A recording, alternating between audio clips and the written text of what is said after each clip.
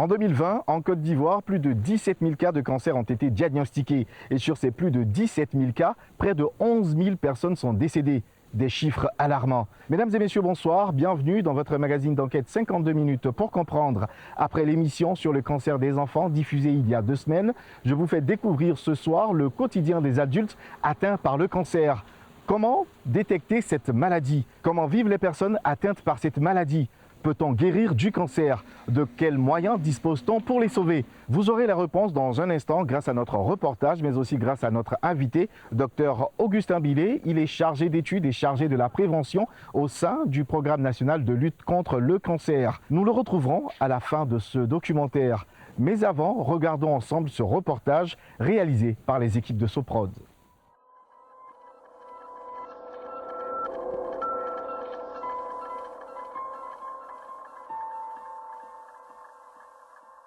En Côte d'Ivoire, depuis 2020, plus de 11 000 personnes sont décédées du cancer. Depuis 2018, un centre est uniquement dédié au traitement des adultes atteints par cette maladie. Le Centre national d'oncologie médicale et de radiothérapie Alassane Ouattara, le CNRAO.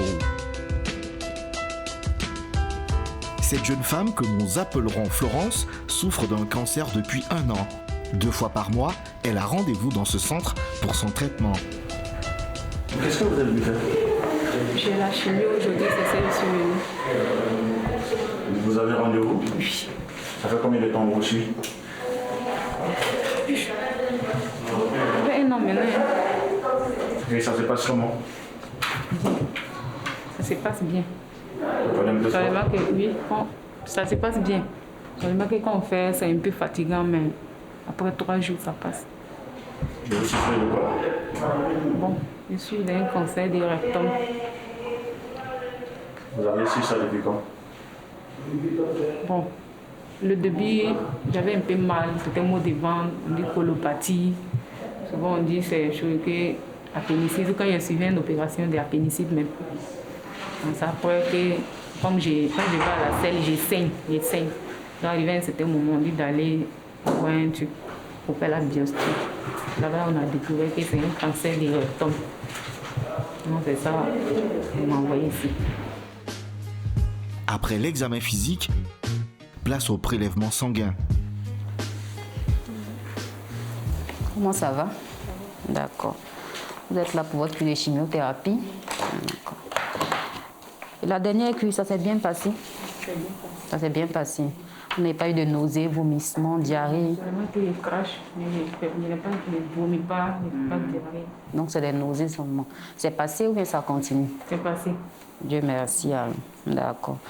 Donc aujourd'hui, vous êtes là pour la 12e cure. C'est le même protocole. Donc après cette cure, on va passer à la réévaluation avec votre médecin traitant, Dr Osseni. D'accord. Donc j'ai regardé votre bilan sanguin. Ça a été fait le 3 août, c'est ça? D'accord. Tout est bon, sauf que les globules blancs sont un peu bas. Voilà. Comme ça a été fait le 3 août, je vais demander un contrôle ce matin. Seulement que la numération, ça ne prend pas du temps. Vous comprenez? Voilà, on va faire ça tout à l'heure. Et si le résultat vient que c'est bon, on pourra faire votre cure de chimiothérapie. Mais néanmoins, je vais vous examiner. Vous comprenez? D'accord. Avec votre permission. Cette jeune dame ne souffre pas? Elle a un cancer au niveau du rectum, du haut rectum. Voilà, du haut rectum. Et déjà, quand on l'a vu, elle avait déjà des lésions à distance. C'est-à-dire le cancer s'est propagé au niveau du foie et au niveau du poumon. Mais quelles sont les causes de ce type de cancer? Il n'y a pas de cause en tant que telle dans le cancer du rectum. Je peux dire de façon globale, le seul cancer qu'on peut dire qu'il y a une cause qui est vérifiée, c'est le cancer du col de l'utérus. Là, on sait que c'est une infection qui donne le cancer du col de l'utérus. Mais dans son type de cancer, on appelle des facteurs de risque. On peut avoir des lésions qui sont inflammatoires au niveau du rectum et par la longue qui peut se transformer en cancer. Et les facteurs de risque, il y a des patients qui ont une alimentation qui sont très riches en viande rouge, voilà, qui sont pauvres en légumes. Ça, c'est les facteurs de risque. C'est-à-dire si j'ai une consommation très élevée en viande rouge et pauvre en légumes, c'est les facteurs qui peuvent m'exposer demain à un cancer du côlon. Mais ce n'est pas tout le temps vérifié. Ok, donc, on va voir ici. Vous pouvez déposer votre sac. Qu'est-ce que vous recherchez là-dedans? Là, je recherche les ganglions. Ça, c'est les aires ganglionnaires qu'on appelle susclaviculaires. Vous voyez, l'os, la clavicule, là, il y a des ganglions qui siègent ici. Donc, quand on examine un patient qui a atteint de cancer, le cancer le plus souvent, comme c'est un cancer du rectum, il faut évaluer au toucher rectal. Mais en même temps qu'on évalue au toucher rectal, quand la patiente est assise comme ça, il faut regarder les aires ganglionnaires parce que le cancer donne la maladie au niveau de l'organe qui est atteint, mais surtout les relais ganglionnaires. Ça s'exprime aussi par les ganglions, que l'on appelle dans notre jargon adénopathie. Et dans les cancers du tube digestif, comme ce qu'elle a, notre patiente, on a un ganglion particulier qu'on appelle le ganglion de Troisier, qui vient ici, au niveau susclaviculaire gauche, qui est vraiment pathognomonique des tumeurs digestifs. Donc, il ne faut pas examiner un patient qui a atteint d'un cancer digestif sans examiner les aires ganglionnaires, surtout au niveau de l'aire susclaviculaire gauche. Ça va vous dire que les nausées se sont amendées, hein, ça va, ça disparaît. Vous mangez bien. C'est quoi, c'est des crampes? Oui, c'est pas ça fait 2 mois comme ça, j'ai mal. Quand je touche ma hanche comme ça, je sens la douleur. D'accord, on va abaisser puis on va voir encore. Plier cette chambre. On va faire doucement. Si ça fait mal, on va laisser. Hein? Vous pouvez.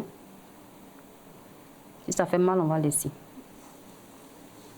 C'est bon? C'est bon? Vous êtes sûr?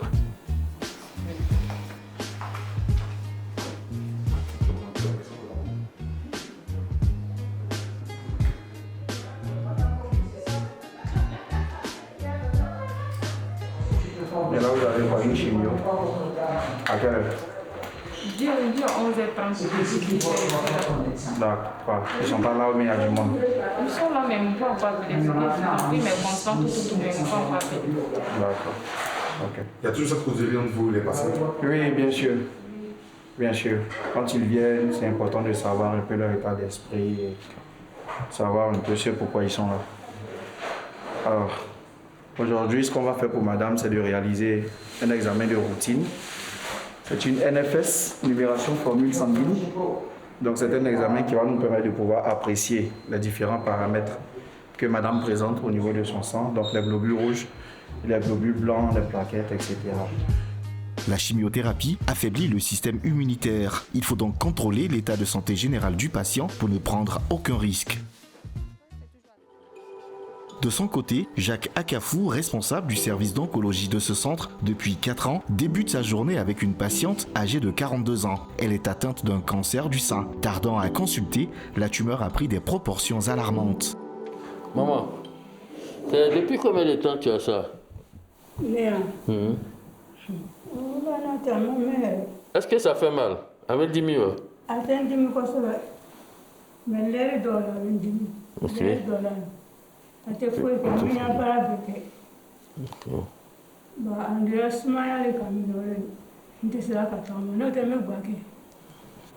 Donc elle dit qu'il y a des moments où elle a mal, il y a des heures où il y a la douleur qui apparaissent, il y a des heures où elle n'a pas du tout mal. Et elle vient de boquer. Voilà, elle vient de boquer. Donc déjà, notre premier objectif, c'est de chercher à soulager sa douleur. Et puis après, essayer de la remettre en état. Quand on l'examine, c'est une patiente qui est toute pâle. Donc sûrement, il doit avoir une anémie en dessous. Donc nous allons déjà chercher à corriger tout cela. Et puis... donc c'est des complications liées au cancer. Oui, tout ça fait partie des complications liées au cancer. Et cela est dû au fait que ça n'a pas été détecté tôt? Il y a quoi? Déjà ça, parce que si c'était vu tôt, on n'aurait pas cette taille de masse là. Et en deux, c'est que cette progression fait qu'aujourd'hui, au niveau des os, il y a une atteinte des os, donc il y a d'autres complications qui s'associent, telles que l'anémie, telles que la paralysie et tout ça. Voilà. D'abord, vous voyez, au niveau de ces masses-là, il y a eu des cataplasmes qui ont été appliqués dessus, et qu'elle a fait un traitement, une automédication par rapport à sa tumeur avant de venir consulter. D'abord au CHU de Boaké qui nous maintenant l'adresse pour la suite de la prise en charge. Donc, c'est-à-dire là, vous n'êtes pas capable d'évaluer à quelle phase se situe la tumeur? Non, là déjà, heureusement, j'ai le diagnostic. Donc c'est un cancer du sein.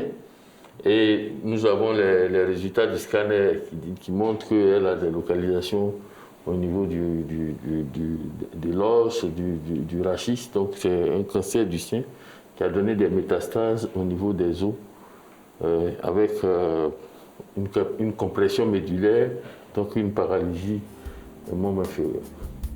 Cela fait 6 mois que cette dame a constaté une grosseur au niveau de son sein droit. La tumeur a eu le temps de se propager. Elle ne peut plus marcher. Aboaké, qu'est-ce que vous avez pris comme médicament? On nous a donné des ordonnances, on a acheté des médicaments. Mais pourquoi vous ne l'avez pas envoyé à l'hôpital de la médecine? Parce que non, ça allait passer. On ne voit pas ça une grande chose. On l'a examiné, voilà. Je vous informe que pour le moment, il n'y a pas d'opération à faire. Il n'y a pas d'opération à faire. On va d'abord lui apporter des médicaments pour permettre de vraiment réduire la masse. Voilà, réduire la masse d'abord avant de voir si vraiment si l'opération sera possible. Nous allons déjà commencer un traitement qu'on appelle la chimiothérapie. Okay? Et la chimiothérapie, c'est des perfusions c'est des médicaments qu'on va lui donner par perfusion. Okay? Et il y a un rythme de traitement. Donc elle va faire le traitement pratiquement toutes les 3 semaines. Et on va aller à un certain nombre, autour de 6 à 8 traitements. Et en fonction de ça, on va voir l'évolution des choses. Abidjan, elle habite où? Franchement, Abidjan, nous-mêmes, on n'a pas à Abidjan. Alors là, ce sera un peu difficile, parce que le traitement va se faire à Abidjan. Donc, il va falloir avoir un logis à Abidjan pour pouvoir suivre ce traitement. OK? Voilà. Ça, vous allez, après ce bâtiment-là, il y a un autre bâtiment de l'autre côté, le laboratoire. Ils vont faire le prélèvement du sang, et puis on aura besoin des résultats dans les 30 minutes qui suivent. Je pense que les résultats seront là. En fonction de ça, on va voilà. Alors, maman, c'est bon? Hein? Amina. Et là, on vous a prescrit. Qu'est-ce que vous allez faire maintenant? Donc, on est obligé de reprendre le médicament et aller au laboratoire pour voir. Ils vont prendre le sang pour faire la boucle. En fonction de ça, on voit ce qu'il peut faire. Tout à l'heure, vous avez parlé de logement, de tout. Bon. Vu que le traitement va durer. Minimum de quelques mois. On n'a pas le choix. On va prendre le logement à Abidjan. On sera obligé de se loger dans un hôtel. Vous êtes son seul enfant? Oui, c'est son enfant. Le seul? Non, elle a 9 enfants. J'ai mon grand frère m'a dit qu'elle est un peu loin d'ici. Merci.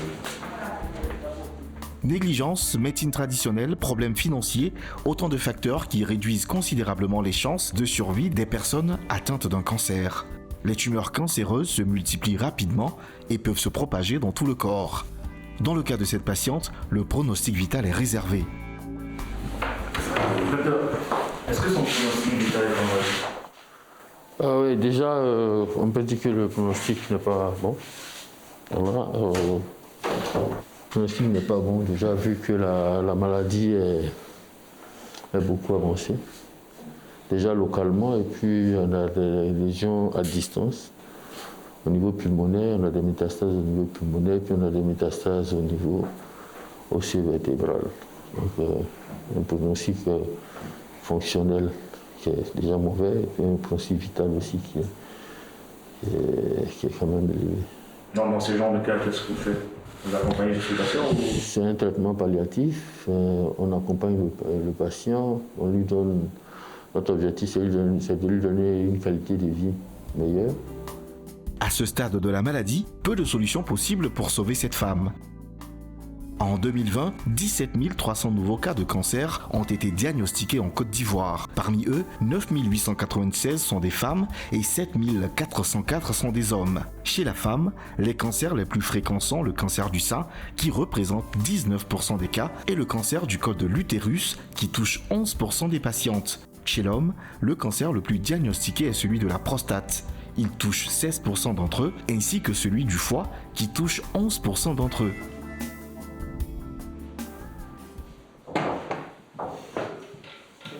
Alors, qu'est-ce qui ne va pas chez lui? Au niveau de là, jusqu'à là, et ce qui le fatigue. Il est allé à l'hôpital. Il est allé à l'hôpital. Il est allé à l'hôpital. Il est parti à l'hôpital. Dans quel hôpital? Il est allé à l'hôpital. On va la faire avoir le rôle de la vie. Disons qu'il est à Korogo, il est allé à Baké. D'accord, donc c'est un patient qui nous est venu de Korogo, après qui a consulté au CHU de Boaké. Donc c'est le CHU de Boaké qui vous a demandé qu'elle vienne ici. On va l'examiner. Enlever son habit.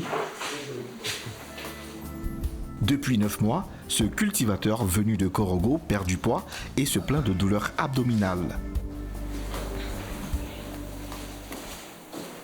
Monsieur, qu'est-ce que vous pouvez dire à ce niveau de l'examen de son cas? bon, déjà je sais qu'il a, au vu du rapport qui nous est parvenu, on nous a dit qu'il a un problème au niveau du foie. Et donc nous allons d'abord l'examiner et puis faire les explorations pour confirmer vraiment le diagnostic. Il a beaucoup maigri. Est-ce qu'il a perdu beaucoup de poids?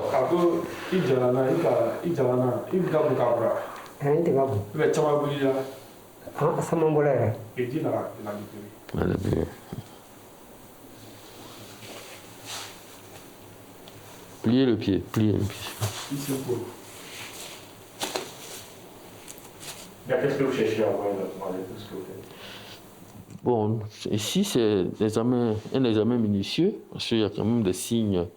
On peut avoir en dehors de sa pathologie qu'il a signalée, il peut avoir des lésions cutanées, il peut avoir des affections autres que ce qui a été signalé dans son rapport médical. Et donc un examen minutieux doit être fait chez ces patients. Ils tous?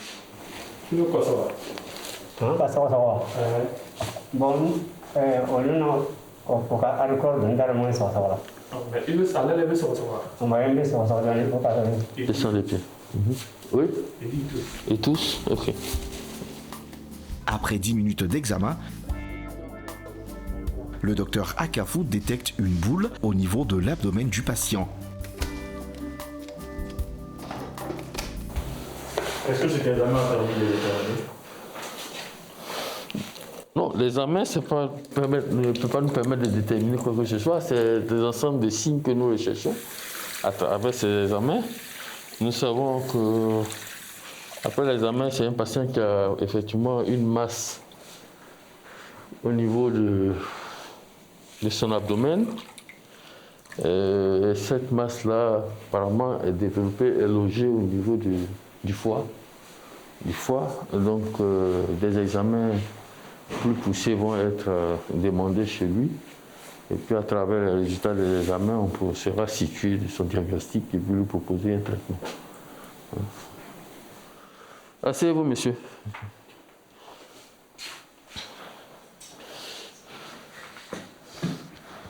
Alors, donc, on vient de l'examiner, vous allez lui expliquer. Et effectivement, on a retrouvé au niveau de son examen, il a une boule dans le ventre. Voilà, et cette boule-là, nous allons explorer pour voir de quoi s'agit-il. Nous allons explorer pour voir de quoi s'agit-il. Ok? À Boaké, il a fait des examens, un scanner par exemple. Des radios.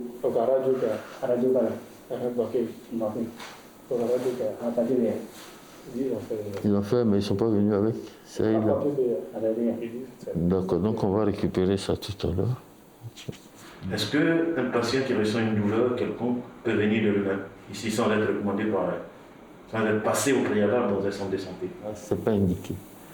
Un patient qui doit venir dans un centre de spécialité doit déjà passer en périphérie, avoir même, si possible, un diagnostic avant d'être référé dans un centre de spécialité. Mais bon, il arrive qu'on reçoive des patients qui viennent avec sans diagnostic, mais devant des symptômes. Et nous arrivons quand même à faire l'exploration et puis le diagnostic. Le CNRAO accueille des patients en hospitalisation de jour. Pour cela, le centre dispose d'une salle de chimiothérapie composée de 10 lits et de 2 salles de radiothérapie. David Chiepo est médecin oncologue et radiothérapeute. Chaque jour, il réalise une quarantaine de séances de radiothérapie.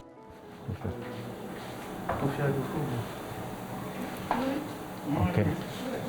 Donc, nous allons traiter une patiente de 75 ans, de 77 ans, qui est traitée pour un cancer du col, que nous allons traiter tout à l'heure. Et vous intervenez partout dans ce service? Oui, partout, que ce soit à la consultation, au scanner, à la planification et dans les salles de traitement. On positionne les malades avec les manipulateurs, on surveille le positionnement sur la pupille de traitement et voilà. Une fois la patiente installée, l'équipe se retire pour pouvoir commencer le traitement. Ça se passe bien, le traitement? Ok. C'est une personne qui est suivie pour un cancer du col de l'utérus qui est en cours de traitement. Aujourd'hui, elle a sa mise en place, donc on va suivre son positionnement et vérifier les images, tout ça. Là, Ici, nous sommes dans la salle de traitement, c'est la salle de Clinac 1. Ici, la salle qui est dédiée au traitement, à tous les traitements, mais ici, c'est spécialement les traitements pour les pelvis, les ORL qu'on fait ici. Dans les Clinac 2, on traite éventuellement les seins, éventuellement, et les rachis, mais ici, c'est spécialement les pelvis et les ORL. Donc là, on a une patiente. C'est cette étape-là qu'on appelle la radiothérapie? Voilà, ça, c'est l'étape du traitement proprement dit. Les autres étapes, c'est l'étape de la planification du traitement, mais là, nous sommes dans la salle de traitement où le malade va recevoir vraiment son traitement proprement dit. Ce traitement par rayon permet de détruire les cellules cancéreuses et lutte contre la propagation de ces dernières. Il dure entre 1 et 5 minutes. Les médicaments, c'est à base de rayons? Oui, c'est à base de rayons. Ce sont des rayons de haute énergie qui permettent vraiment de traiter le malade parce que ce sont des rayons qui sont très pénétrants, qui vont en profondeur et atteignent la cible au niveau du patient.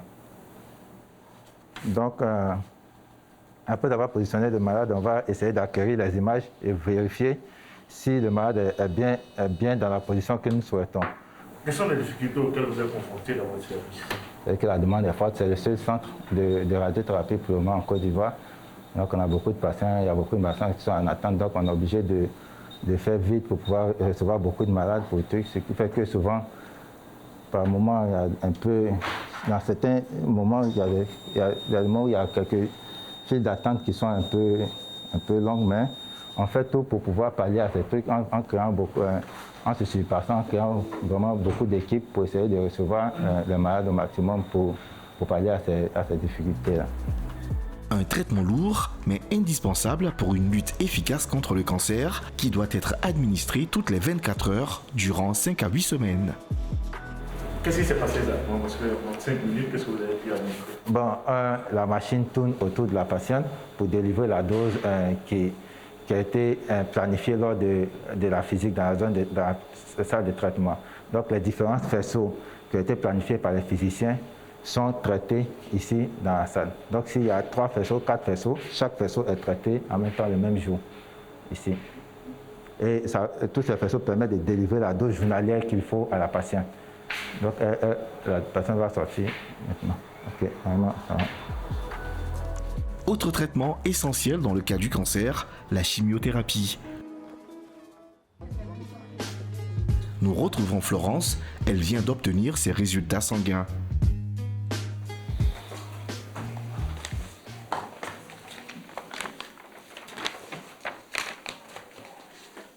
Comme j'avais dit, le bilan était, il y a un des bilans qui n'était pas bon, donc on a recontrôlé tout à l'heure, mais vous avez vu, Dieu merci, le taux de globules blancs, bon, vous savez ce qu'on appelle globules blancs, c'était bas.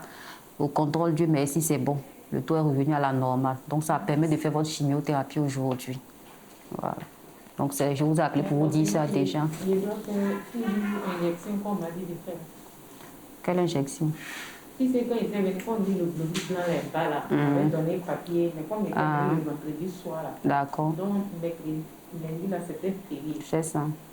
Donc, je n'ai pas pu faire. D'accord. Donc, hier aussi, j'avais demandé l'argent, mais je n'ai pas eu. D'accord, l'argent pour pouvoir faire. Non, c'est pas grave. Aujourd'hui, c'est tellement bien monté. Vous voyez, non? Ça va jusqu'à pratiquement 2000. Hein? On n'a même pas besoin de faire injection.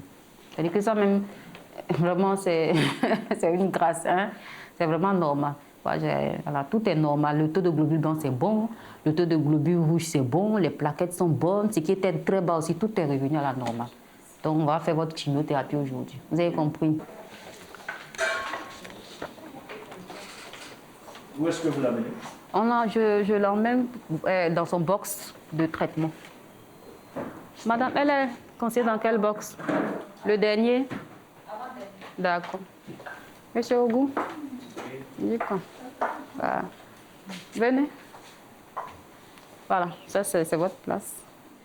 Donc on va se voir après pour la précision de l'ordonnance et puis du bilan. D'accord, donc à tout à l'heure. Cet infirmier travaille dans ce centre depuis 4 ans. Et qu'est-ce que vous faites en ce moment?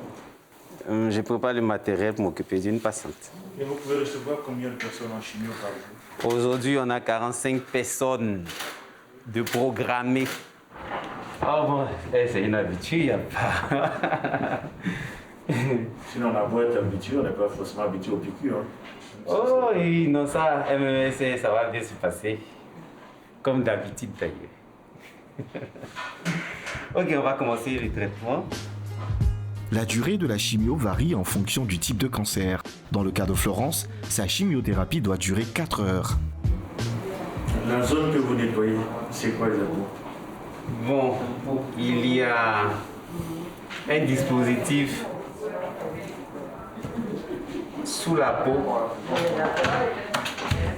Et c'est par là qu'on va passer pour faire sa perfusion.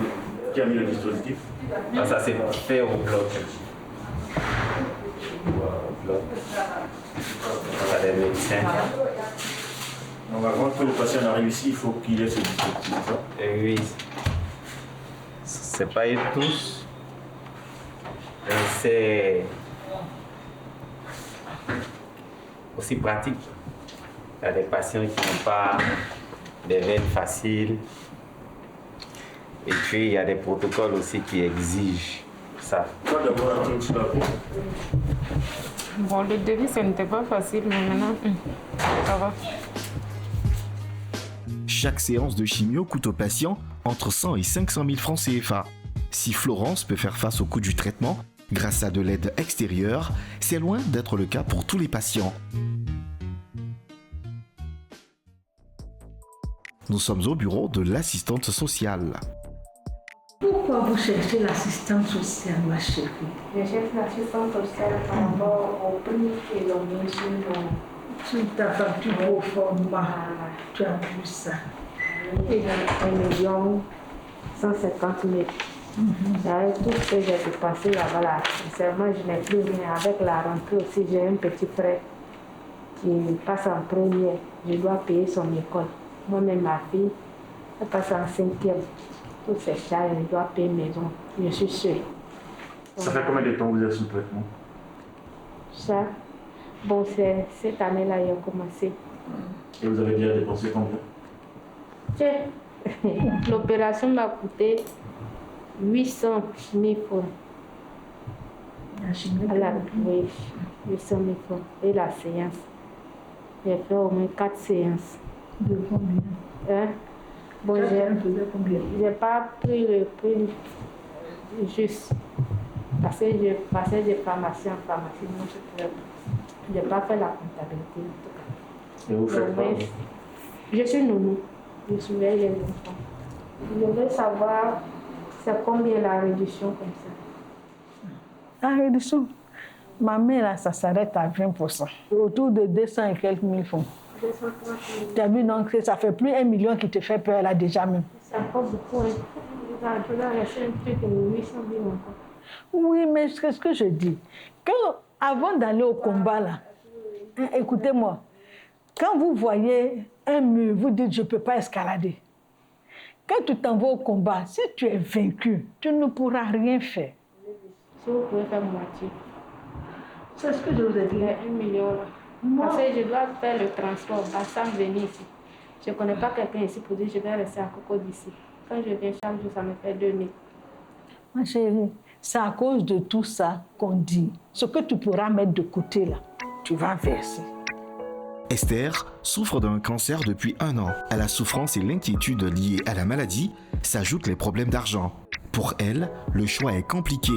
Elle doit choisir entre les études de ses enfants et sa vie. 800 000 francs, c'est vrai, on va payer un peu, mais moi je paye la maison.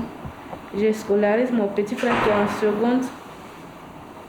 Même avec mes petits frères là, sincèrement, ce serait un peu dur. C'est pour ça que j'ai demandé moitié là. Pour le moment là, il faut commencer. Il faut commencer à payer. Parce que tu n'es pas la première et tu ne seras pas la dernière. C'est toujours commencer. Commence et tu vas te rendre compte qu'au fur et à mesure, la dette diminue. Pardon, ne sois pas bloqué dans ta tête. Mais est-ce que vous ne pouvez pas remonter ce genre d'informations à la hiérarchie afin qu'on puisse trouver des moyens de prise en charge pour ces gens de cas? Bon, si c'est pour les prises en charge, la liste est longue. Tout ce cahier-là, c'est rempli de cas sociaux. Tout le cahier, depuis 2002, depuis 2001, depuis 2000, depuis 2018, ce sont des cas sociaux. Ces cas-là, ils sont légion. Aujourd'hui, je n'ai pas reçu. Aujourd'hui, j'avais reçu plusieurs. Vous allez voir que tout le monde pleure. Et comment vous voulez que... C'est pas facile. Donc, au moins, que la personne, comme on dit, fasse son effort. Si elle fait l'effort, bon, à la suite, on pourra voir. Comme je dis, commence et on verra. Sinon, déjà que l'annonce de la maladie est déjà un poids pour la personne, si elle doit encore avoir le poids d'une dette encore, ça fait un but. Mais justement, le poids de la dette, il est allégé en te disant que c'est pas partout qu'on va te dire soigne-toi et paye après. C'est au Sénégal seul. Vous avez pensé qu'elle pouvait faire plus que ça? Bon, moi j'espérais qu'on fasse moitié-moitié, mais vu ce qu'elle est en train de me dire, je vois que c'est à moi de faire des efforts. Donc vous pensez qu'elle ne vous a pas du tout aidé? Si, avec le taux qu'elle a dit là, ça fait un poids qu'on levait, mais pas trop. Bon, je peux venir payer un peu. Ça aussi, c'est bon. Non, on doit la condition. Pourquoi vous pleurez? Non, mais actuellement, je dois aller me battre. Pour chercher qui peut m'aider. Tu ne vas pas sortir de mon bureau avec les lampes, faut qu'on s'en... Non, je ne sors pas avec les lampes. Ce que vous avez fait, c'est déjà trop. Mais d'abord, j'ai la possibilité de payer un peu. De deux, vous enlevez une partie. Après 30 minutes de discussion, les deux femmes tombent d'accord. Esther réglera les 800 000 francs demandés pour bénéficier d'une radiothérapie petit à petit. Je dis, Wale, viens te soigner. Il faut commencer à payer seulement. Tu as compris?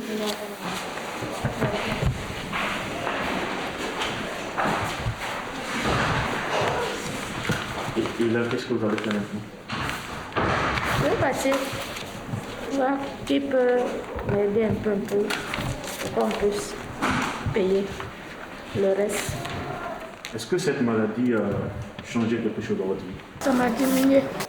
Ça va aller. Tu es passé déjà, tu as déjà fait l'intervention, tu avances bien. C'est vrai que beaucoup de choses sont passées, mais regarde, tu dis, tu as des enfants, tu as une famille, tu as des frères, il faut regarder à eux et puis relève-toi. Tu as compris? Quand on te voit là, c'est ce que je dis aux gens, quand on te voit là, est-ce qu'on sait qu'il y a quelque chose? Ah, c'est pas écrit sur toi, donc il ne faut pas pleurer. Hein? D'accord, relève-toi. Regarde comment tu brilles. Si tu n'as pas dit à quelqu'un, est-ce qu'on sait? Non. Ah, on sait. Moi, quand je te vois là, il n'y a rien. Ça va aller. Depuis l'ouverture du centre en 2018, l'État de Côte d'Ivoire a donné plus de 3 milliards de subventions pour le traitement des malades du cancer. Malgré ces efforts, les malades peinent toujours à payer les factures liées au traitement. 4 heures plus tard, nous retrouvons Florence. Sa chimiothérapie au CNRAO semble terminée.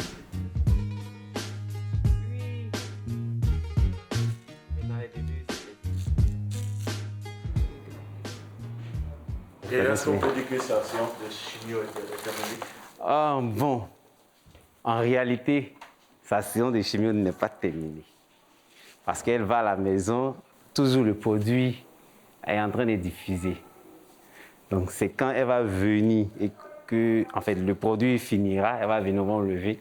Et là, on peut dire que c'est terminé. Même sur le protocole, ceux avec lesquels elle va à la maison, c'est signifié. Donc c'est à la fin de ce produit-là qu'on pourra dire que le protocole est terminé. Est-ce que ce n'est pas dangereux de laisser partir le patient alors qu'il a un produit sur lui? Non. Arriver et ne pas l'utiliser? Non, c'est pas dangereux. Avant de quitter le centre, Florence doit voir à nouveau le médecin. Madame, pour la queue, ça s'est bien terminé. Ça s'est bien passé. Pas de nausées, vomissements. Donc, j'ai fait vos prescriptions. Ces médicaments sont gratuits ou c'est payant? C'est une ordonnance qu'on remet à la patiente et puis elle honore son ordonnance.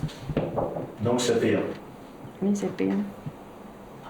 Pour ceux qui ont des assurances, les assurances vont prendre en compte. Pour ceux qui n'en ont pas. Donc à chaque chimio, il y a une ordonnance qui est donnée? Oui, à chaque chimiothérapie, il y a une ordonnance. Il y a une ordonnance pour pouvoir gérer les effets secondaires de la chimiothérapie.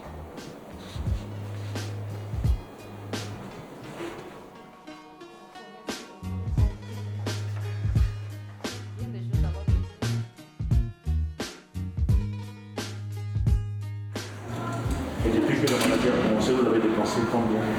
Je ne peux même pas compter même. Qui sait, c'est pas moi, je paie les médicaments, c'est pas de mes enfants, on n'est pas mariés, mais on vit ensemble, c'est lui qui paie les médicaments. Donc souvent quand il n'en a pas aussi, il demande de l'aide. Et 2 temps, la même fois, ils ont dit, les globules blancs là sont bas là. On m'a donné un papier que je dois acheter les médicaments. Pour les globules blancs, on dit ça fait 31 000, non, ou 32 000. Mais depuis avant-hier, depuis le vendredi passé, il n'a pas pu payer. J'ai demandé des aides, je n'ai pas encore. Et vous faites quoi? Quel travail vous faites?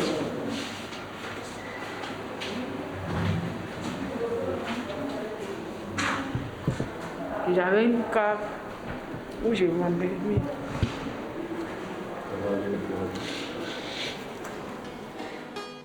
Impossible pour Florence de finir sa phrase, mais elle nous a confié avoir vendu son maquis pour pouvoir payer ses soins.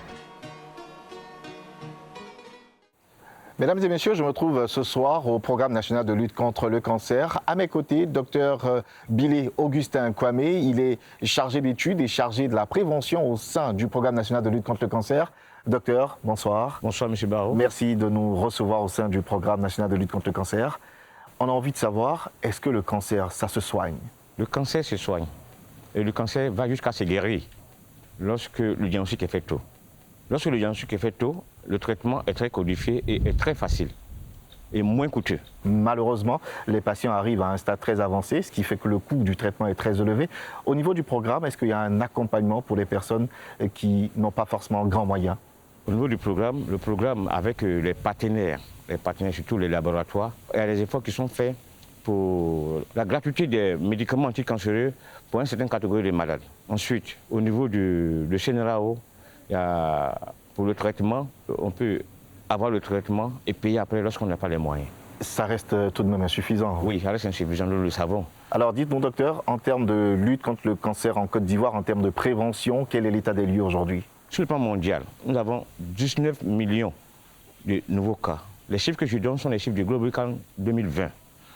Et à côté de nouveaux cas, de 19 millions, nous avons autour de 10 millions de décès. Par an? Par an. En Côte d'Ivoire, toujours les chiffres du Global 2020, nous avons autour de 17 000 nouveaux cas avec 11 000 décès. Des chiffres énormes. Oui. Et nous avons en Côte d'Ivoire 5 cancers prévalents. Par ordre de fréquence, nous avons le premier cancer, le cancer du sein, le deuxième cancer, le cancer de la prostate, le troisième cancer, le cancer du col de l'utérus, le quatrième, le cancer du foie, et ensuite vient en 5e position ce qu'on appelle les lymphomes malins non hodgkiniens. Qu'est-ce qui peut expliquer que le cancer du sein soit le premier cancer en Côte d'Ivoire? Depuis la création du programme cancer en 2007, nous avons mis en place des stratégies de lutte contre le cancer. Et ce qui a suscité vraiment la participation des ONG pour la sensibilisation sur le territoire ivoirien et ce qui amène beaucoup de femmes à consulter. Alors, vous êtes en train de nous dire que c'est parce que le cancer du sein est plus dépisté qu'il est le plus répandu, c'est ça? Oui, effectivement, nous avons des cancers qui sont facilement... où on peut mettre en place des programmes de dépistage facilement.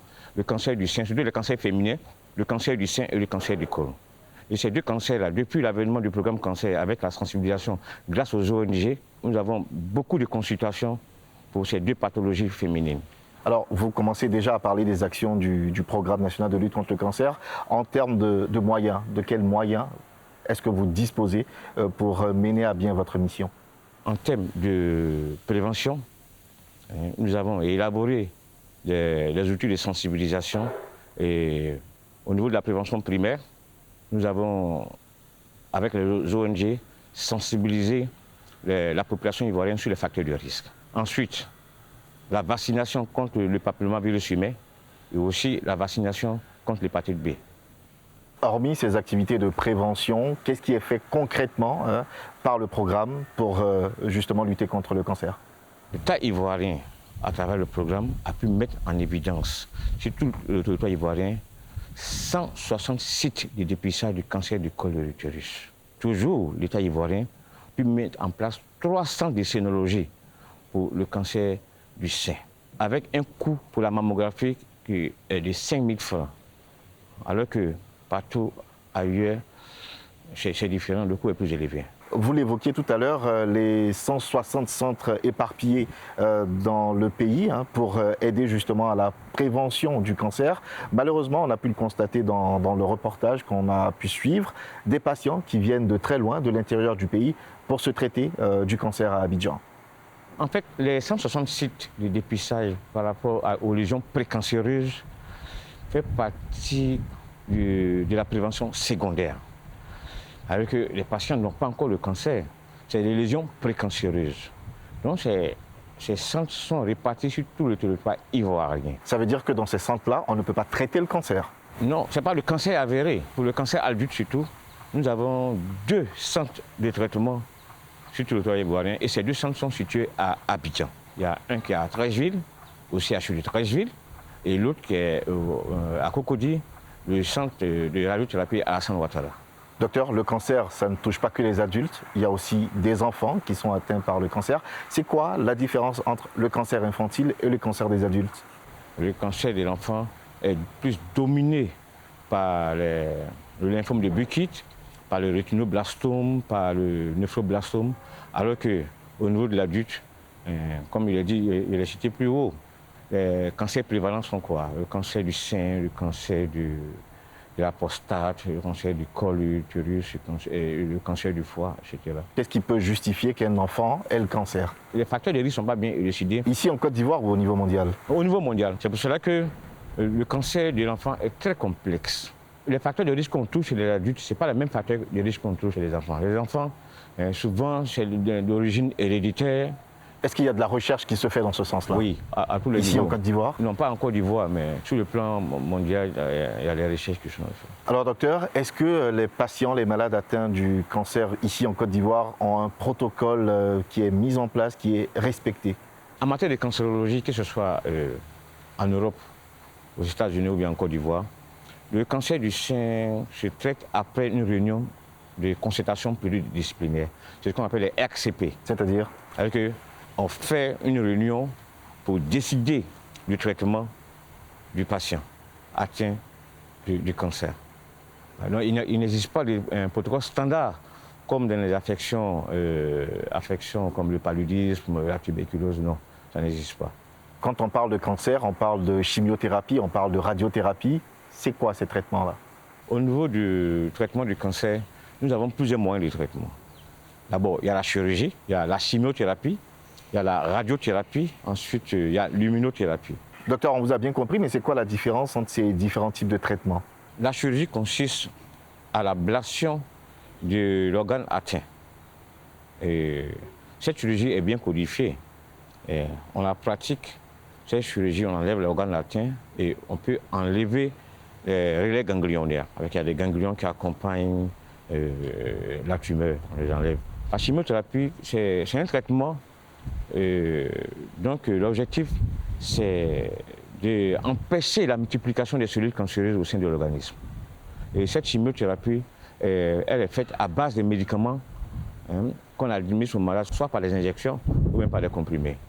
Ensuite, la radiothérapie, c'est un traitement qui est fait avec des rayonnements sur l'organe qui est atteint. Et l'immunothérapie, c'est un traitement qui permet de renforcer l'immunité même de la personne pour pouvoir lutter contre la maladie. En revenant, docteur, si vous le permettez, sur le personnel, est-ce qu'aujourd'hui, en Côte d'Ivoire, on a un personnel qualifié et suffisant pour faire face à la forte demande de malades de cancer? Depuis 2016, on a créé le diplôme de spécialité en cancérologie. Et jusqu'à l'heure actuelle, on a pu former 14 oncologues en Côte d'Ivoire. Pour toute la Côte d'Ivoire? Oui, 14 oncologues pour l'oncologie médicale. Ensuite, pour l'oncologie pédiatrique, nous avons 5. Et pour les hémato-onco, nous avons 3. On a moins de 20 oncologues en Côte d'Ivoire? Oui, nous avons moins de 20 oncologues et la formation est toujours ouverte. Et nous faisons appel aux médecins pour venir s'inscrire pour pouvoir traiter la population ivoirienne. Docteur, quels sont les signes qui doivent nous alerter et nous permettre de prendre la décision de nous rendre directement dans un hôpital ou dans un centre de santé? L'apparition d'une boule quelconque sur le corps, une fièvre qui persiste, une diarrhée qui persiste, un amaigrissement prononcé, une toux qui persiste, du sang dans les urines, même du sang même dans les selles. Tous ces signes doivent vous amener à aller voir un médecin en consultation. Ces signes sont autant valables pour les enfants que pour les adultes? Bon, bien sûr, chez les enfants surtout, comme on le dit, le premier cancer, c'est le cancer de lymphome de Burkitt. Lorsqu'il y a une apparition d'une boule, d'une masse sur le corps de l'enfant, il faut l'emmener en consultation. Lorsque vous voyez que les yeux de l'enfant changent, il faut l'emmener en consultation. Docteur, on constate que malheureusement, le cancer est une maladie très peu connue. Elle est répandue, mais elle est très peu connue. Qu'est-ce qui justifie cela? Le cancer est vraiment méconnu de la population en général, surtout le cancer pédiatrique. C'est pour ça que l'État ivoirien, à travers le programme Cancer, mène des actions de sensibilisation sur tout le territoire ivoirien. Est-ce que vous avez le sentiment que ces actions de sensibilisation portent fruit? Oui, parce qu'au jour d'aujourd'hui, au niveau de la sensibilisation de la population ivoirienne, nous sommes à 22,2%. Et on compte aller jusqu'à 80% de la population d'ici 2030. À travers quel type d'action concrètement? À travers les activités de sensibilisation des masses et de groupes. Ça se traduit comment? Ça se traduira comment sur le terrain? En association avec les partenaires, les ONG surtout, et qui ont déjà commencé même à mener la sensibilisation sur tous les contrées de la Côte d'Ivoire. Docteur Augustin Kwame-Bilé, qu'est-ce que vous souhaitez que les populations, les téléspectateurs retiennent de la question du cancer en Côte d'Ivoire? On invite la population ivoirienne à aller consulter pour moins de signes, fièvre, une boule qui est apparue et qui persiste, une toux qui ne finit pas, une diarrhée qui persiste, des écoulements sanguins au niveau urinaire ou bien dans les selles, il faut aller consulter. Nous demandons à toutes les femmes de la Côte d'Ivoire d'apprendre à faire ce qu'on appelle l'autopalpation. Elles peuvent s'approcher des centres de santé pour qu'on leur montre comment on fait l'autopalpation. Et les ONG aussi mènent des campagnes pour montrer à ces femmes comment est-ce qu'on fait l'autopalpation. Ensuite, en deuxième élément, il faut que toutes les femmes consultent chez un médecin une fois par année les seins. Docteur Augustin Kwame-Bilé, merci de nous avoir accordé cet entretien. Je rappelle que vous êtes médecin cancérologue. Vous êtes chargé d'études et chargé de la prévention au Programme national de lutte contre le cancer. Merci beaucoup, M. Barreau. C'est la fin de ce numéro de votre magazine d'enquête 52 minutes pour comprendre. Pour revoir l'émission de ce soir, rendez-vous sur la page YouTube de la RTI, sur son site internet www.rti.ci ou sur la page Facebook de l'émission 52 minutes pour comprendre. Pour ma part, j'aurai grand plaisir à vous retrouver dans 2 semaines pour une autre enquête.